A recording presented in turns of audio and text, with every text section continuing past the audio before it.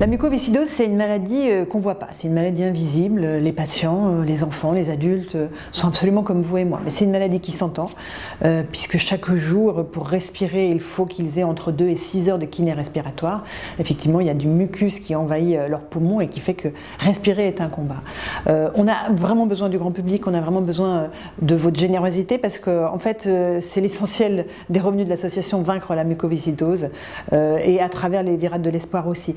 Donner, ça veut dire aider non seulement à la recherche, c'est fondamental, parce que c'est ça qui permet de mettre en place des nouveaux traitements, qui permettent d'améliorer le confort de vie des malades, c'est ce qui permet aussi de financer beaucoup de projets d'accompagnement des malades, et puis c'est aussi ce moteur-là, ce grand moteur, c'est l'espoir, c'est d'arriver un jour à la guérison, arriver grâce au génie de la médecine et de la recherche, à vaincre cette maladie qui touche près de 7000 patients aujourd'hui en France.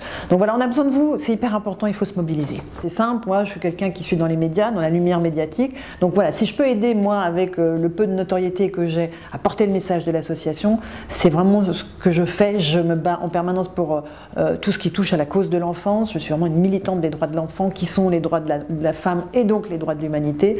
Donc voilà, c'est hyper important parce que, encore une fois, cette maladie-là, évidemment, elle touche les enfants en tout premier.